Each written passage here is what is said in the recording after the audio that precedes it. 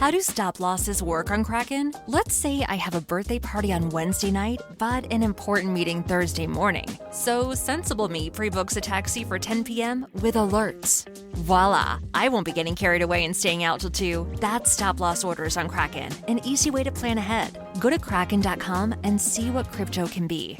Not investment advice. Crypto trading involves risk of loss. Cryptocurrency services are provided to U.S. and U.S. territory customers by Payward Interactive Inc., PWI, DBA Kraken. View PWI's disclosures at kraken.com/legal/disclosures. Without VA, I would have paid $25,000 for my hospital stay. $42,000 for my education. $74,000 for my home down payment. But because of my service, I paid $0. Get what you earn. Visit choose.va.gov. Not all veterans are eligible for the type or amount of benefits mentioned here.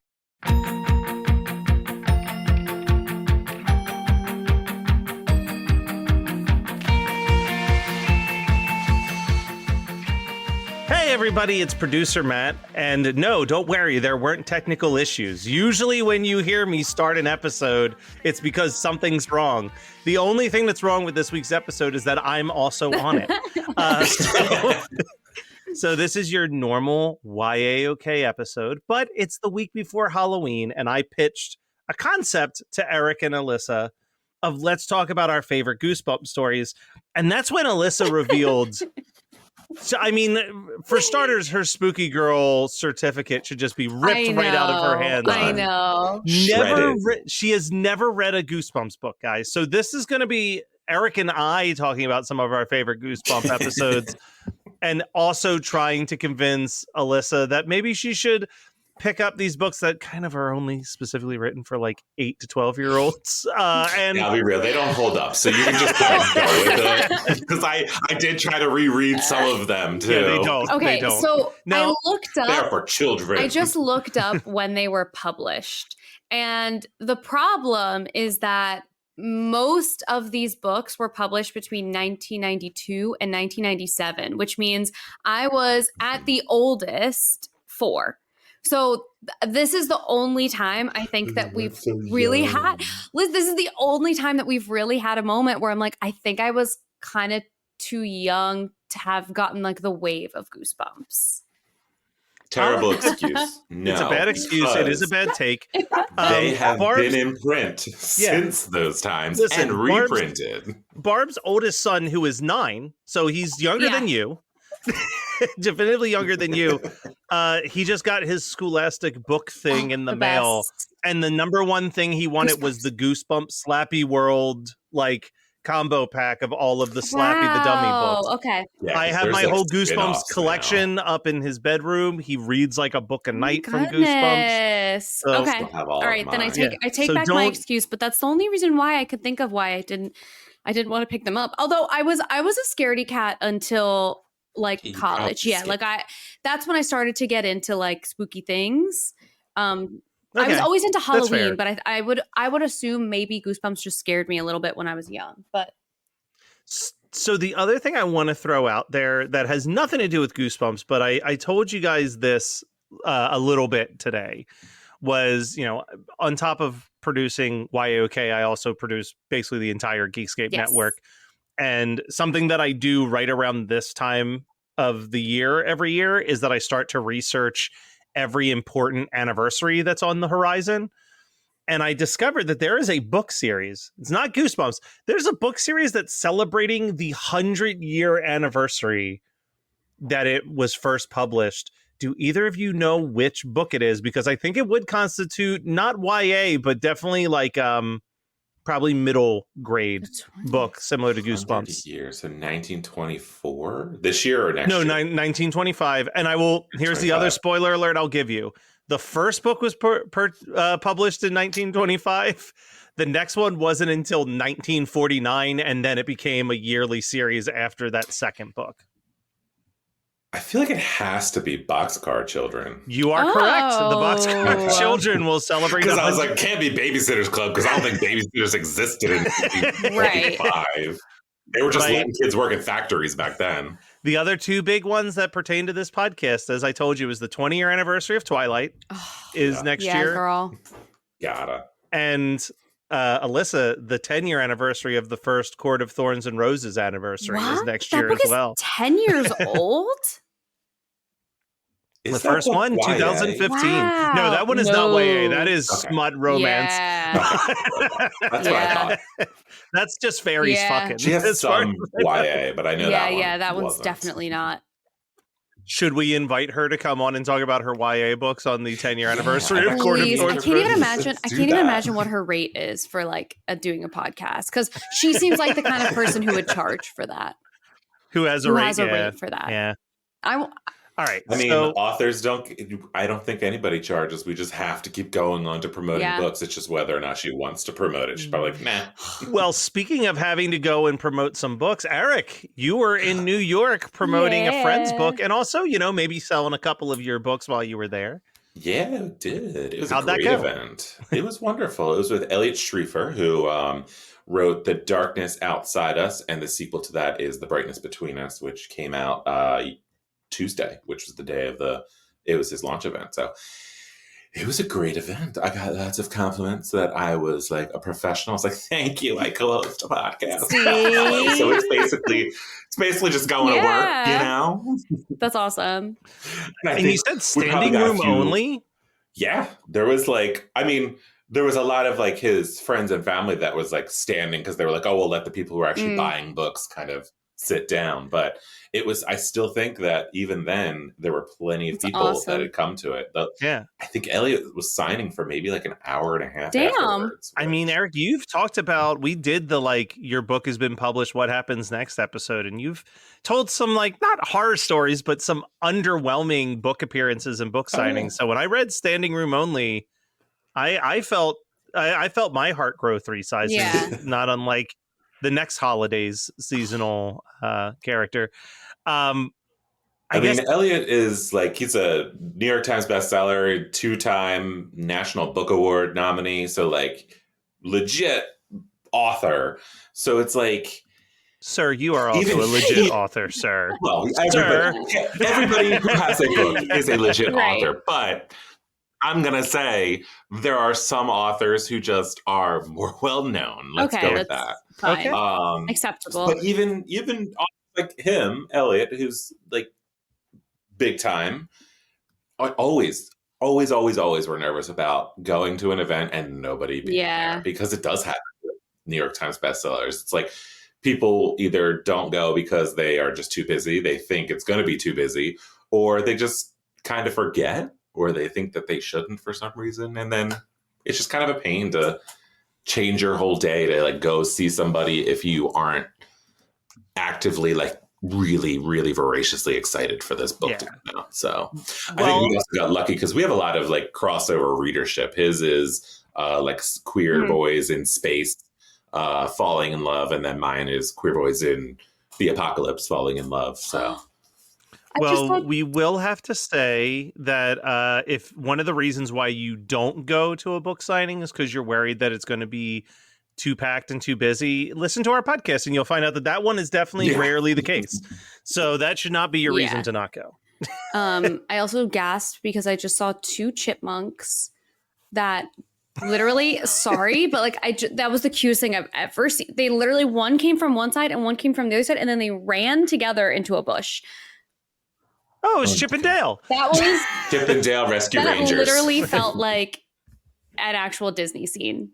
Sorry. Now get them to come help you clean exactly. All right, real quick, Alyssa, we gave some pleasantries to Eric. Do you have any big things that you need to promote that's coming up in late October, November? I actually don't think that I told you guys this yet. And this is probably too early to share, but I think the people who listen to this are not going to be as crazy and care about this as much.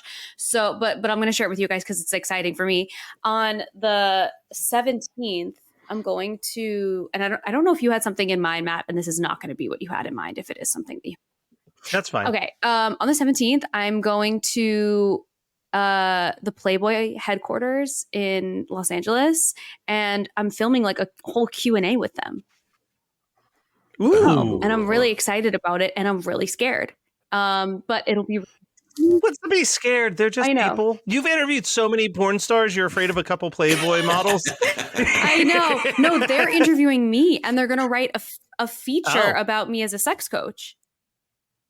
Okay, listen. If you don't mention YAOK and Alyssa Explains It All, what I'm thinking is that, I mean, yeah, for sure. And also I think like they're going to be like, what are your hobbies? And I can be like, I'm an avid reader and you can listen to my podcast. You know what I mean? Like it's a good humanizing moment. Avid reader, love podcasting. It's a good humanizing moment. Please subscribe. Well, that's very exciting. Now let's talk Goosebumps. Here we go. Yeah. Eric, how do you want to do this? Do you have a definitive ranking, or should we just go through like the order that the books came out and grab like our favorites as we scroll through? So you said top 5 and I grabbed 7. So I also only have really one that is like, so you know what? I'll just start it.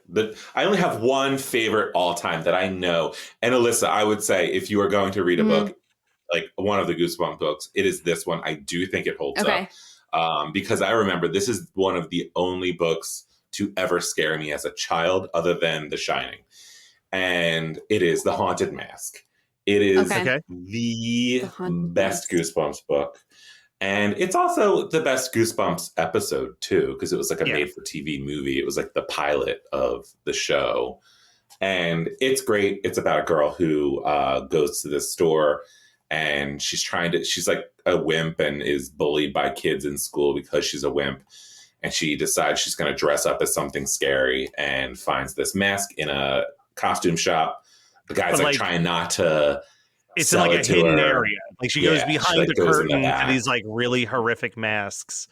And he's like, no, you can't have that mask. And she steals it. Oh, shit. Well, she does throw her $20 bill on the counter. Yeah, as she runs away with it. If you watch the TV show, you're looking at it, and it's like they're real like latex masks that they use for horror movies and stuff. So like you're even just in the 90s, they were like a $40-$50 mask. I looked it up, and I can see what the mask is, and that shit's scary. Well, it's about to get scarier because guess what happens when she puts on that mask? Does it get fused to her face? Yeah, boy, does it. I might have seen this. It does. It's so, and she like her personality starts changing, and I just remember it's all from like.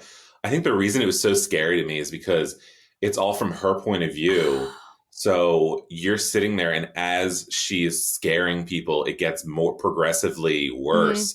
And then she like jumps out and scares this kid and his mom. And the mom like scolds her and she's like, you shouldn't do that. That's not nice. And she starts screaming at her, telling her she's going to rip her skin off. Oh my God. And she's going to eat her alive and stuff. And it's like, as you're like a 5-year-old reading this, you're like, oh shit, this is actually kind of terrifying. Wait. Yeah. She's like slowly slipping into insanity, and then she realizes what's happening. Damn. And we won't tell you. Favorite of all time. We won't tell you how to. Well, actually, you know what? Screw it. These are old ass books. I think we can spoil most of these books. She does get the mask off of her face. Okay. Through the power of love. Which is a reoccurring theme in Goosebumps books. Okay. Reoccurring theme in everything. But she's warned by the shop owner, like, you're lucky right now. The next person who puts that mask on, there is no taking that mask off. And she runs home and she's telling her mom how excited she is to just be her, the lame her that she is. And then her little brother, who's been scaring her the whole episode, jumps out with the mask on his face. And that's where it ends. Great ending. No! Wait, but also, I want to know, why is the shop owner still selling this? He wasn't. Do we get an answer? He wasn't. She stole it. It was something about... Oh, she stole it. It was also something about them not being masks, but actual faces in search for new bodies that he's like been cursed to bring around. Mine aren't in any specific order, but I will do similar to what you did, Eric, and start with probably the one. If I was going to have a number one, this would be my number one. It was the first Goosebumps book I ever read because I was on there on the ground floor. I saw this book cover and I said, I got to buy this. It was the second book. No, not the first one. The second one, Stay Out of the Basement. Ooh. They did a thing where they launched with 2 books in the same month to like kickstart Goosebumps.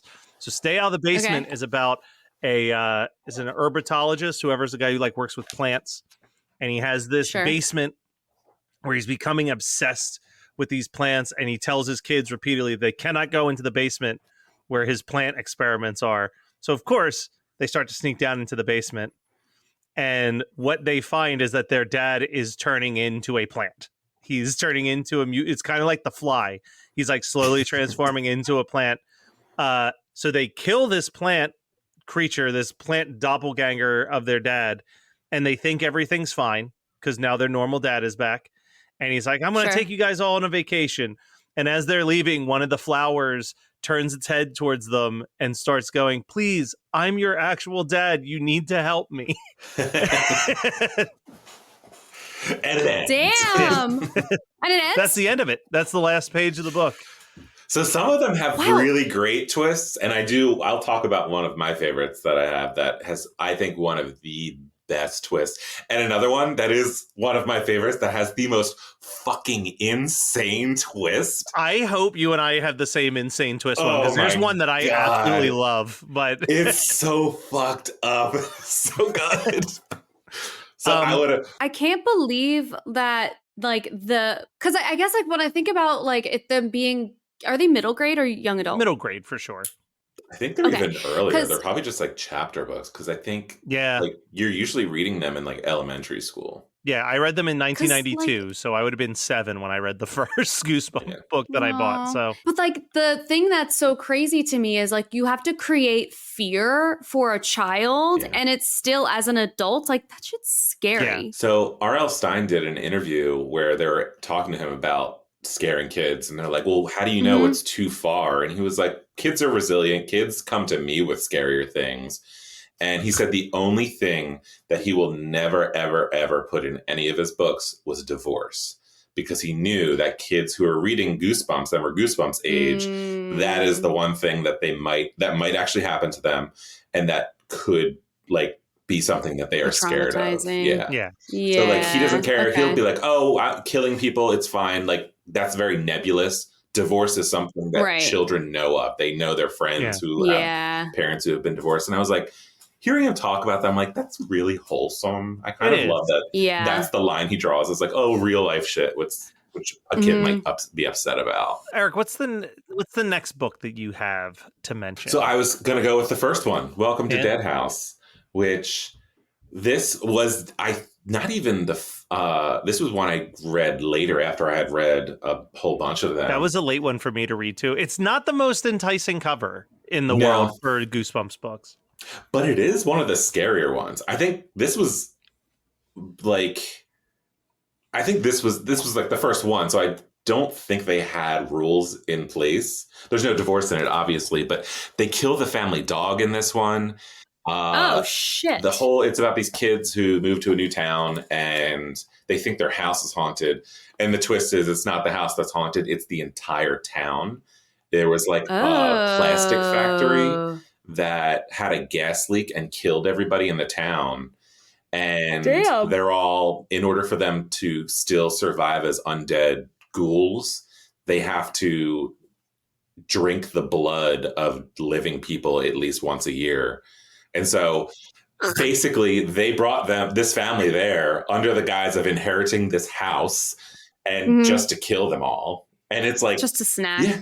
And I think it's like one of the darkest ones where it's like, oh, this is like an entire town of adults, children, they're all dead. And the only way for them to stay alive is to literally eat living people. And I think part of that makes sense because you have to remember that like, this is R.L. Stine coming off of Fear Street, which was definitely more of a middle age book series that really did deal with a lot of death and like darker themes. Like Fear Street is a much more darker book series than the Goosebumps more book. YA. So. It's way more YA. It goes a little bit further. Fun fact about that is, I mean, in 2015, we finally got a Goosebumps movie, but for many years they were trying to make a Goosebumps movie. And the intention was to adapt that first book into a feature-length film that George Romero was going to write and direct. Like he wanted to make it like a hard, like a hard R.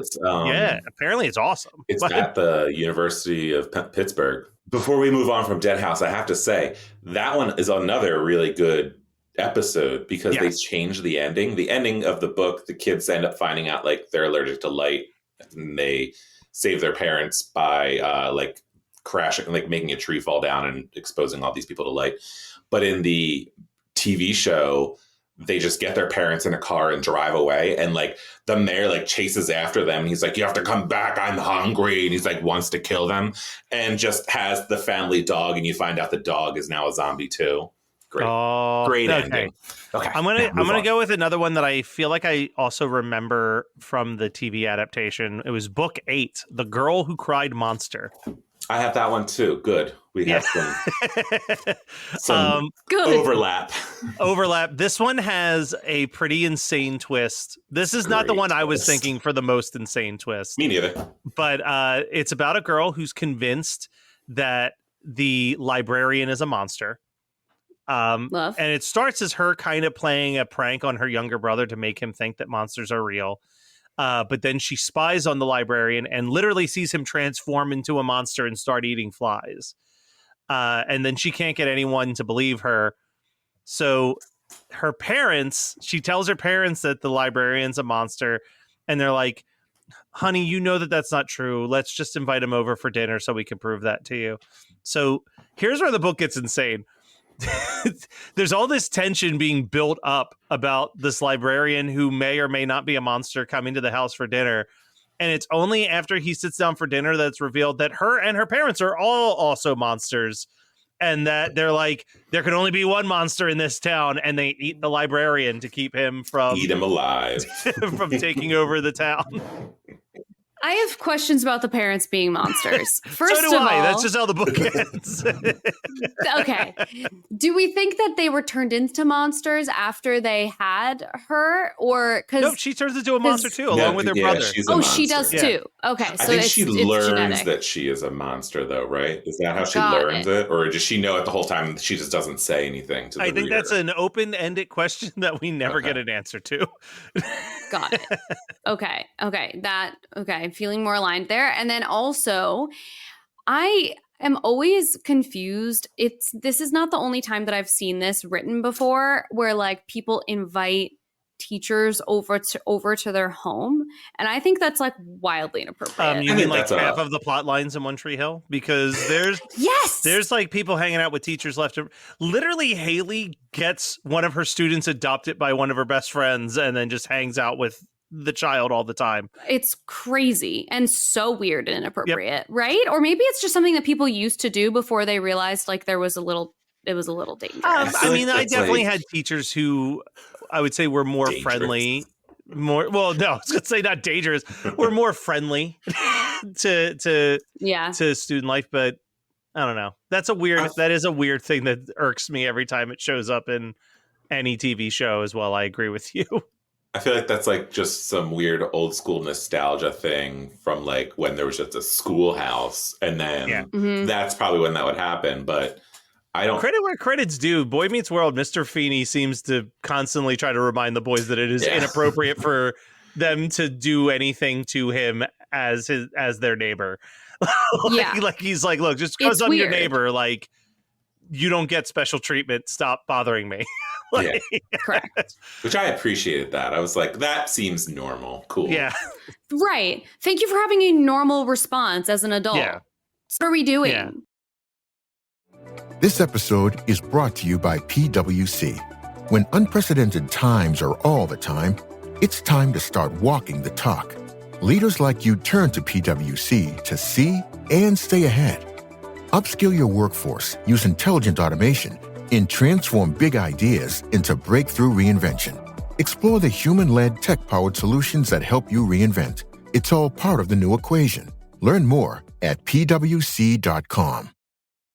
This episode is brought to you by ServiceNow, the AI platform for business transformation. AI is only as powerful as the platform it's built into. Enter ServiceNow. It puts AI to work for people, for employees, for developers, and even your customers, removing frustration and supercharging productivity. On our intelligent platform, AI isn't just a promise. It's happening today. That's why the world works with ServiceNow. To learn more, visit servicenow.com/AI for people.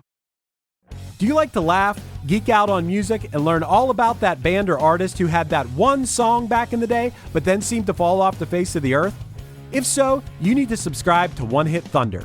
Together with an array of interesting and hilarious guests, we do a weekly dive into one-hit wonders like Eiffel 65's Blue, Krayshawn's Gucci Gucci, EMF's Unbelievable, Delamitri's Roll to Me, Los Del Rio's Macarena, Musical Youth's Pass the Dutchie, and even Patrick Swayze's She's Like the Wind. So are you subscribed to One Hit Thunder or what? As Desiree would say, you gotta be. And as K7 would encourage, you gotta come, baby, come and join in on the fun of the One Hit Thunder podcast. Come, baby, come, baby, baby, come, come. Come, baby, come, baby, baby, come. All right, Eric. So this is the next one that has a great twist, but is still not the twist I'm talking about. It's Welcome to Camp Nightmare. Remind me the twist in this one, because this was one where I feel like I remember the cover more than I remember anything that happens in this. The cover is pretty great. This kid gets dropped off at a summer camp, and I think he's like an indoor kid. And you say I think he's like an indoor kid. Yeah. And everyone, all the counselors and everything, just they're all very weird, and there's a monster in the woods that everybody just seems to think is okay. And it's all this scary stuff, and he ends up having to survive all of it and save his friends. And at the end, you find out that it actually was a test, and his parents had sent him there to test him to see how he would do.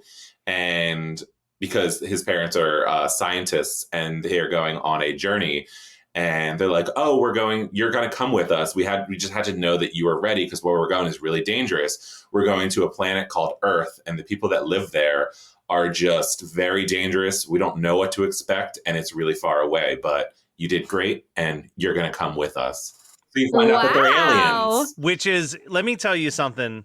That is just some straight Twilight Zone shit. Yeah, As a right? person who's watched a lot of Twilight Zone, 1 out of every 10 Twilight Zone episodes is like, you thought that they were on Earth, but they weren't. They were just very human-looking aliens. I had never watched the Twilight Zone as a kid, though, reading this. Yeah. So, like, when I read it, I was very confused, because I was, wait a minute, what does that mean? And I had to reread it, and I was like, are they aliens? Wait, what? Did they say they were aliens? I was so confused.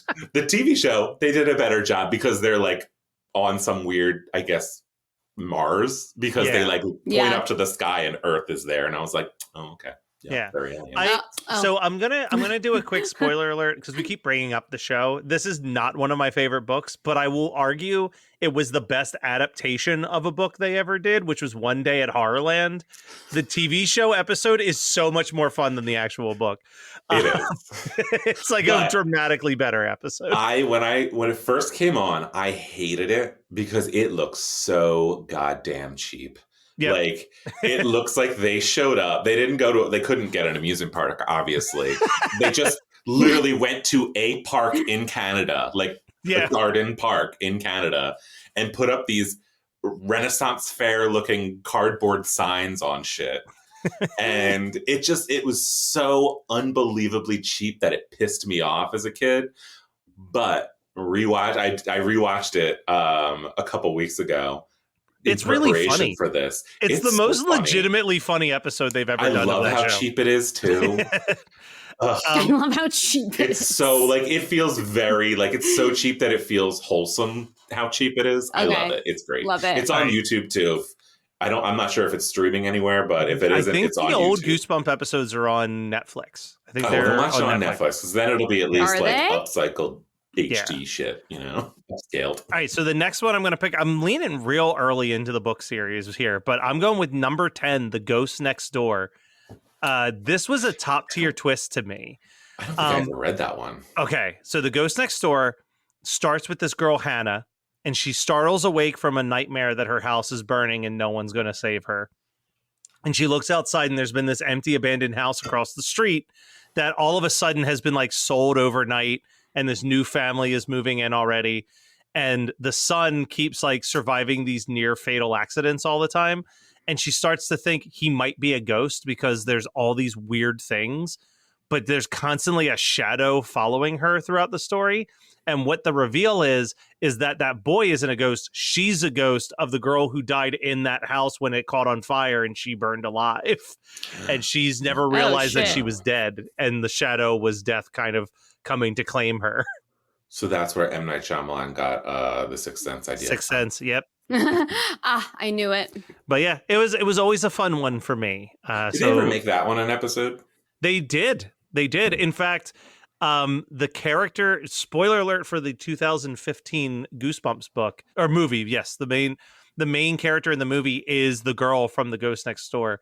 I'm not sure. Have either of you seen the Goosebumps movie? It's delightful. I saw the first one, and I do remember it being delightful, but I don't remember that part. for some So, Alyssa, the concept of the first Goosebumps movie is that Jack Black plays R.L. Stein. And, oh, cool. And he's this weird reclusive guy. And they find out that the typewriter that he's used to write every Goosebump book was a magical typewriter that brought the characters to life whenever the manuscript was open. So he has all the manuscripts locked shut. And then they accidentally all open. And it's like every character from every Goosebumps book is on the loose. Ooh. But he has a daughter. And it's revealed that the daughter is the character from The Girl Next Door who he never locked up her manuscript because he found her to be such a special child that he wanted to keep her in his life. But there is a great line where the one character knows he's figured out that she's the girl from that book. And R.L. Stein's like, don't tell her. She doesn't know. It would destroy her. And then later on, she's like, oh, I've known. I mean, how many 16th birthday parties can I have in my life before you start to suspect things are off? Oh my goodness. I do remember that now. I need to rewatch that movie because it was great. I think I saw the second one too, and it was not as great. Second one wasn't as good. The TV show that Disney produced last year was fantastic. And that was nice and through, and then they pulled it off Hulu. Oh, boo. Well, it's on Disney Plus if you have that, but yeah, I think I can get my friends login. All right, Eric, what's your next one? I'll jump around because I'm still not ready. I feel like I need to save the one that has the insane twist for the end. That's my next one, so I hope that we have the same one. This is going to be so good if we do. I secretly, I feel like we do because how many can there really be that are that insane? But I'm going to be so excited if you have a different one. Yeah. I'm going to say this one is not scary, but I just really love the story. It's How I Learned to Fly. Huh. It is fun. It is not scary at all. It's this kid who like kind of always gets beat by his friend in everything. And so he finds this book that teaches him how to fly.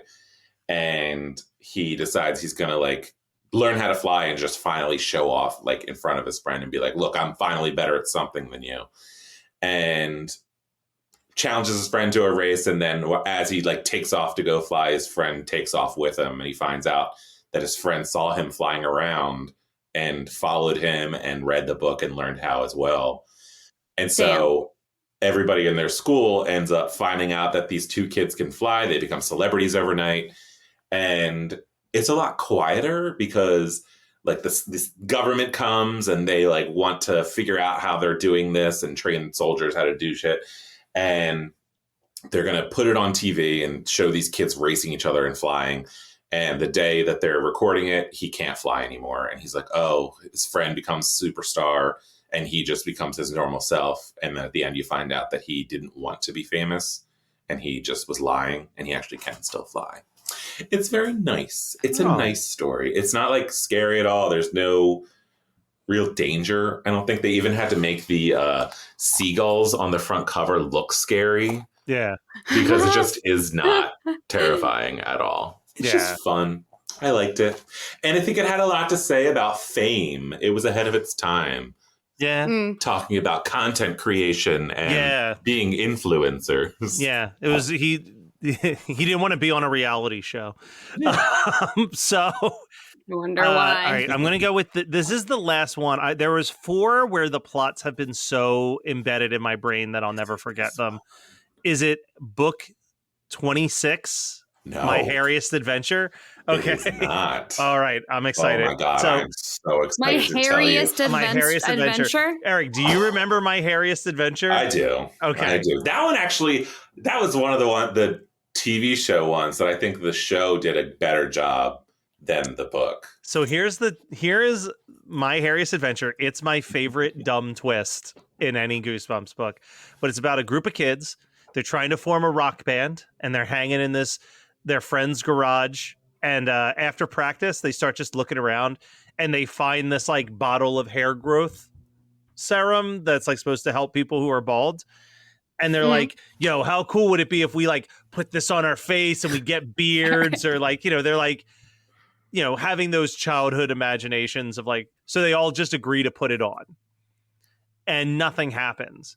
But our main character, all of a sudden his like hair starts growing on his arms and and like thick black hair. And he keeps shaving it off and it keeps growing even like deeper and deeper, and he thinks that whatever they put on themselves is just going to cover their entire body with hair. All of a sudden his friends start disappearing, and the big reveal is that they turn into dogs, and it's revealed to them that they have always been dogs, and that this town is a town made up of people who were unable to have children, but a mad scientist promised that he could turn their pets into children so they could experience having children, but the serum that he used was running out, and they were starting to transform back into their original bodies. I'm glad that in the beginning you said not to read them because they really don't hold up. Because this story in particular really locks that in for me. Because I think if I read that and I got to that point in the story, I'd be like, I have a very angry email to send. So let me tell you about me rereading My Hairiest Adventure, because it started my whole journey on rereading every Goosebumps book, like maybe 10 years ago. I had to take my youngest sibling to the doctors for my mom. And I was sitting in the waiting room, and it was going to be like an hour, and I was bored to tears. And I'm looking around, and there's this one Goosebumps book sitting there amongst like the highlight magazines or whatever. And I'm like, fuck it, I'll read a Goosebumps book while I wait. Because they are like 85 to 100 pages. Like, they're not long. Right. And I got to that last page, and I started laughing, and was like, that's it. I'm rereading all these because I need to know how insane some of these twists can get. And I did. I got all 62 books, and I did like a 2-year blog where October of 2 years, I did 31 books each for Halloween. And that My Hairiest Adventure, man, that's the one that started it all for me again. Got me back hooked on the stuff.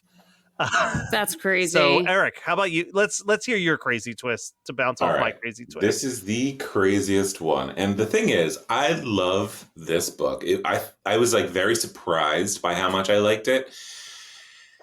And then I got to the end. And as a kid, I was like, oh, that's weird. What a silly ending. But as an adult, I'm highly disturbed. It is called Egg Monsters from Mars. It is about a kid who has an Easter egg hunt and finds this weird little egg, not a little egg. It was a huge egg, and it has like veins, like pulsing veins and everything. And then this egg creature hatches from it that looks like scrambled eggs but has eyes. And so he takes it to this scientist in his neighborhood, and the scientist kidnaps this child, locks him in a room in the basement with the egg monster to study both of them. And at one point, like the kid, like he doesn't even have a blanket, he's getting cold, and the egg monster mutates, or like I think there's a couple of them by that point. He mutates, and they kind of join together and form like a blanket to cover him. And then you realize that they are connecting, and they're like, oh, okay, well, we're friends now. So they like cover him and save him from freezing to death, and he gets warm again. Then when the scientist finds that out and that all of these things have merged together, he blames the kid, tries to kill the kid. Then the egg monsters attack him. Kid runs away, goes to his parents and says, I got kidnapped by this dude. Let's go get the police and go there. They go there, and the egg monsters are gone, and so is the scientist. And that seems like a good place to end it and be like, oh, who knows what happened? But the next morning he wakes up, goes out to his front lawn, crouches down, and lays a giant fucking egg. He lays an egg, which means that this child was pretty much artificially inseminated, whatever that is for eggs, by these egg monsters when they were saving his life.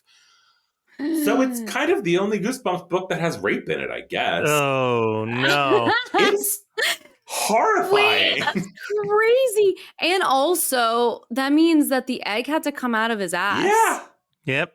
Boy did it. What? He shot that egg. Boy did it. Eric, I've got kind of no more left, but I've got like 3 where the covers. I've got 3 where I vaguely recall elements of it, and I'm wondering if you can help me piece together a few of these. Because I'm torn between, were any of these on your list? Bad Hair Day, Calling All Creeps or Werewolf Skin? No, but Bad Hair Day is the one with the rabbit, right? Yeah. On the cover. Is that the rabbit is a magician that's been transformed into a rabbit? I think so. And it's the kid who like is figuring out how to do magic, and he thinks that he is learning these spells. And I think it ends up being that this rabbit is the evil dude who's like doing the actual magic. Yeah, he's doing the actual magic, and then he turns the kid into a rabbit, and that's the end. Is that it's now the rabbit as a human picking out a rabbit out of the hat, and the kid's voiceover is like, "Hey, at least I'm in show business." It's like the reverse of the How to Fly, where this kid will do anything to be famous in the world of magic. Calling All Creeps, I just remember that like someone posted a thing that had a girl's phone number. And it said, like, all creeps should call this phone number. And then, like, a bunch of lizard monsters that call themselves the creeps start harassing her. But I forget where the twist is on that. I remember. Does that one have a phone booth on the cover? Yep. It's a bunch of lizard monsters in a phone booth is the cover. It might be my favorite Goosebumps cover, actually. That is a great cover. I do love that one. And I'll say the Werewolf Skin one. The thing that was cool about Werewolf Skin was that it introduced my favorite twist on werewolf mythology, which was that there was literally a suitcase with a wolf skin in it. That instead of transforming at the moon when the moon came up, you would put this skin on and you would fully transform into the wolf at night. I love it. Does he say what the skin smells like? I love it. Probably wolf. If I had to make a guess. I have two things. First, when you were telling the story about the dog one, I thought you were going to say werewolf. Yep. And also when I said I knew it, it seems like a lot of these are, the twist is they were this the entire all along. Like that seems a ton of them were. Yeah. So that when I said I knew it, just to be clear, that's what I was talking about. No amount of preparation could have really defined what the story was. And I was waiting for a werewolf situation to come about. Also, this is also reminding me that, Matt Kelly, when you finish One Tree Hill, which I can't believe that you're like gonna finish the whole series. I've got 25 episodes left to go. I feel like I would have tapped out. That's 25 hours you'll never get back. You know, that's when I would be done. But I love the random updates where you'll like just text me and be like, hold on a second. But Barb yelled at me when I posted one thing. She was like, finish the damn episode before you post about it. Oh my God. Eric, what is your final one? And then I have what I hope it's not, because there's something that an elephant in the room we would have to address if it's not. I have Monster Blood 3. Yes! It is the best of the 4 Monster Blood originals. Agreed. Which you wouldn't think by the third there's any Monster Blood left, but it is genuinely the best one. And it's like, I think it's another one that's like not super scary, but like there is just something unsettling about it that's good. Mm-hmm. The second and third are dramatically better than the first and the fourth, I must say. Yeah. I remember reading the first one and I hated it. I was like, this is boring. Same. Let's address the elephant in the room, though. No Night of the Living Dummy on either one of our lists. Kind of overrated face of the book series. Yes, because Night of the Living Dummy, it's a bad book. The twist is that Slappy the Dummy, who is the most famous ventriloquist dummy, I would say probably ever, isn't the villain. Nope. It's the other one. Oh. And Slappy just happens to be there. And then Night of the Living Dummy 2, I remember liking better. Night of the Living Dummy 3 is the best one. Yeah. That's the one that has his whole family, and they all come to life. But yeah, I never liked Night of the Living Dummy, but I did like it because I went back and read it after I read the second one. And the twist that Slappy is not the villain, quote unquote, was interesting to me. Yeah. Especially because, like you said, Slappy is basically right behind the Haunted Mask as like the face of Goosebumps. When people think of Goosebumps, they think of Slappy, the ventriloquist dummy, and the Haunted Mask. Like, he is the antagonist in the movie, too, in the 2015 movie. 2015 movie, he's the main villain. He's also a pretty huge part of the Disney Plus series that I was talking about, which is like part anthology series, part like it's very interesting.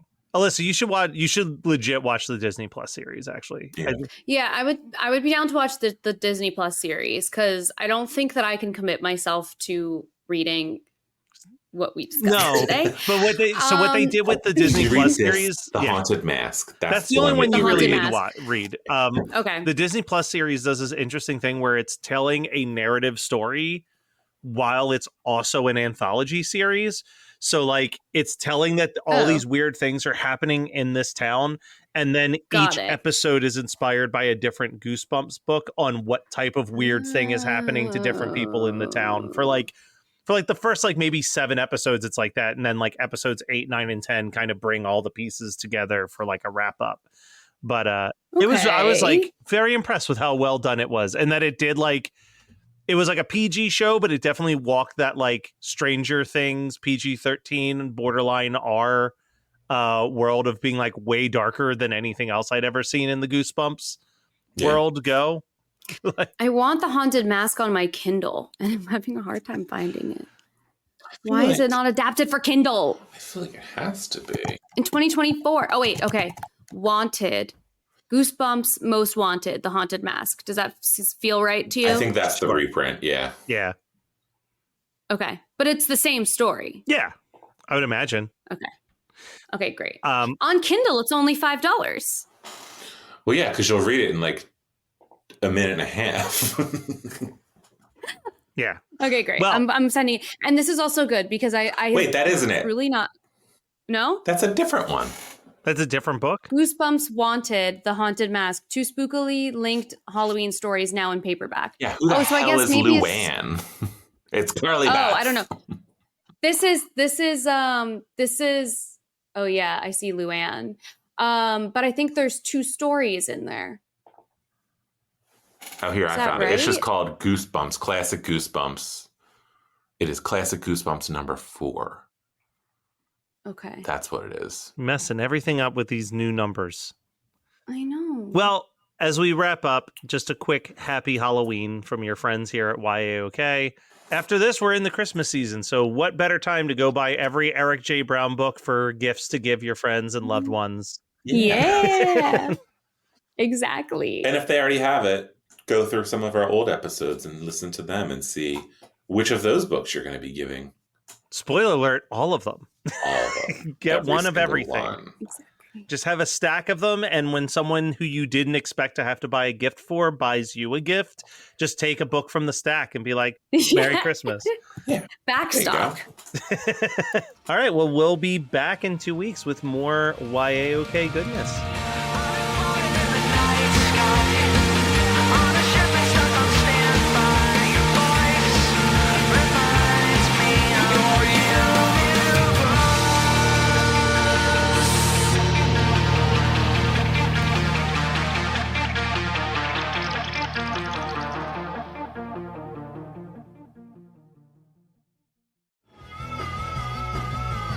You're listening to the Geekscape Network.